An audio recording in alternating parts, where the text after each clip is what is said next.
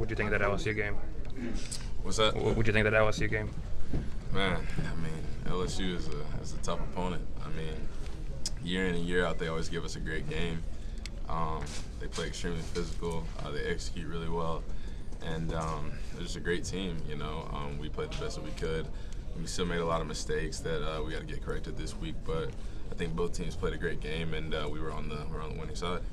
Coach Saban said you guys had some communication issues. How are you guys able to overcome that and deal with the crowd noise? I mean, it's always tough when you're playing in an environment like that.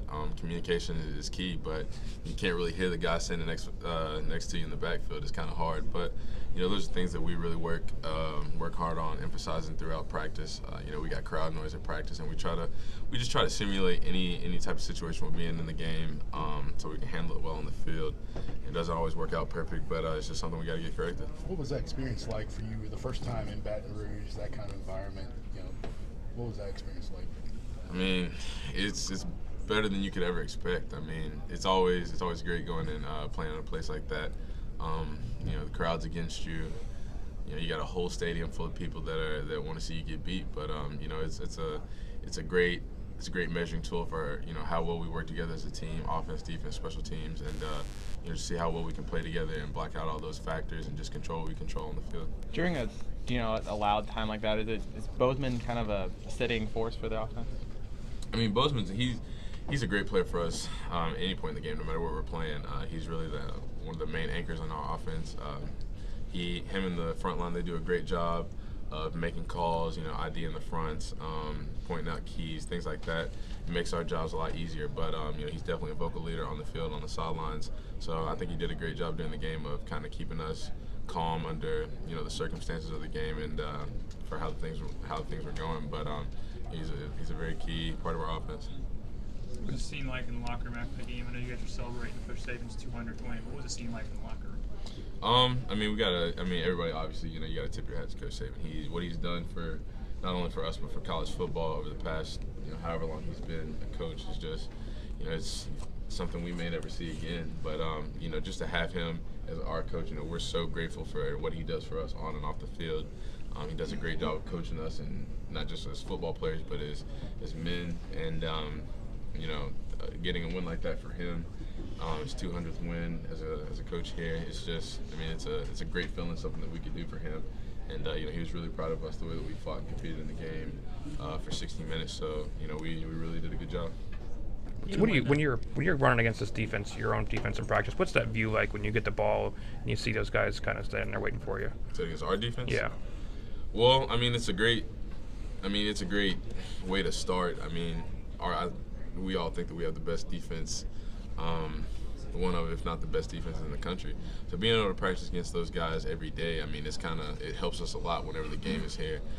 You know, they're so physical, so fast, and it really helps us slow the game down when we're playing against other opponents. But I mean, a great team like LSU, their defense is just as good. I mean, it's about the same. So you just got to work on execution. You know, the little details of every play, make sure you get those down, and just trying to make every play that you can. Is hateful the right word to describe the defense? Our defense?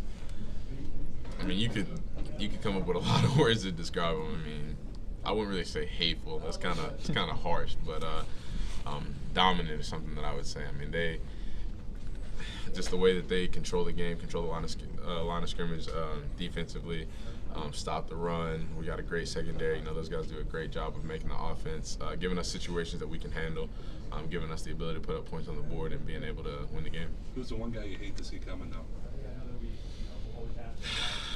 Take your pick. I mean, honestly, take your pick. I mean, we got guys like Ruben, John Allen, Duran, even our secondary, you know, Minka, Marlon, those guys, you know, they come lay the wood. So it's kind of like pick your poison. Well, because you do see that almost every day, does that kind of help you manage a situation like you ran into Saturday night, where not a lot was happening? I mean, yeah, it definitely helps. Those guys are, like I said, they're a great defense, and they give us a great look every day whenever we go out and go practice against them. And you know, like you said, it helps us manage the game. And you know, we knew going into that game it was going to be a tough game. We weren't going to be popping long runs throughout the game. You know, we knew it would be a game where you would have to run for 2, 3, maybe a loss of a yard. But you just gotta keep pushing, keep trying to apply pressure, and keep trying to put pressure on the defense so we can continue to try to move the ball down the field. How much do you sense that the depth that you guys have kind of takes an effect in that fourth quarter? What's that? How much do you sense that the depth that you have kind of takes an effect in the fourth quarter, the depth on your entire team? I mean, we always pride ourselves in winning the fourth quarter, so having that depth at every single position like we do, it definitely allows us to continue to execute in the fourth quarter. It's a long game, especially games like those where it's just a long, neither team scored until the fourth quarter.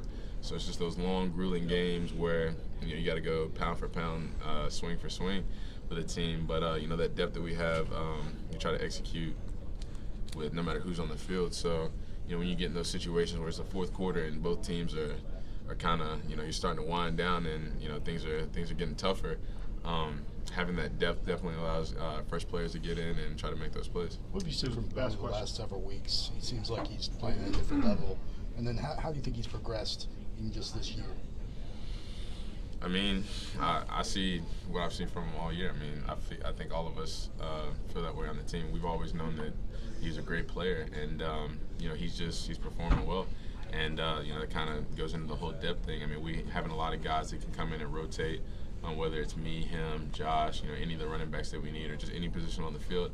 Having that depth really allows us to still be able to execute, in the trenches in the fourth quarter when it's 0-0 with 5 minutes left. That's just kind of what we pride ourselves in winning the fourth quarter. Appreciate it, guys. Thank you. Hey, thank you. Thanks.